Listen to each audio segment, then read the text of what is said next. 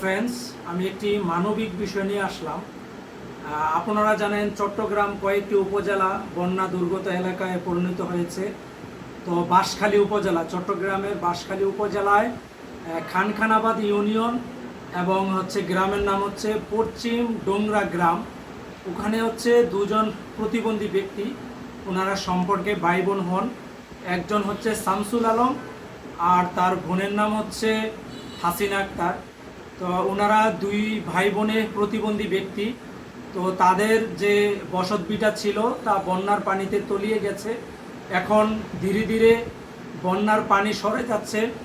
তো যার কারণে তাদের সেই ঘরটি, বসতভিটাটি ক্ষতিগ্রস্ত হয়ে গেছে এবং এই দুইজন প্রতিবন্ধী ভাই বোন তারা মানবেতর জীবনযাপন করছে, তেমন কোনো সহযোগিতা পাচ্ছে না এবং কেউ তাদেরকে সহযোগিতা করার জন্য এগিয়ে যাচ্ছে না।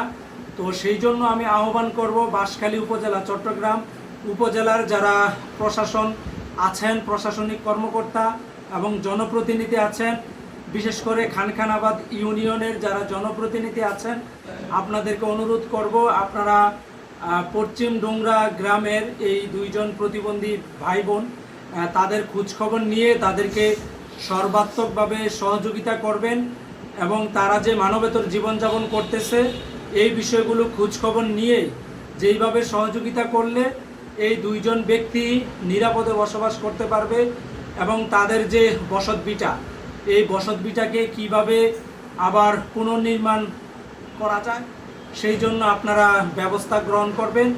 আপনাদের প্রতি আবারও অনুরোধ জানাই এবং সকলে আমার এই মানবিক আবেদনটি শেয়ার করবেন এবং ছড়িয়ে দিবেন, যেন বাঁশখালী উপজেলার যে প্রশাসন তারা যেন এই আবেদনটি শুনতে পায় এবং দেখতে পায়। সকলকে ধন্যবাদ।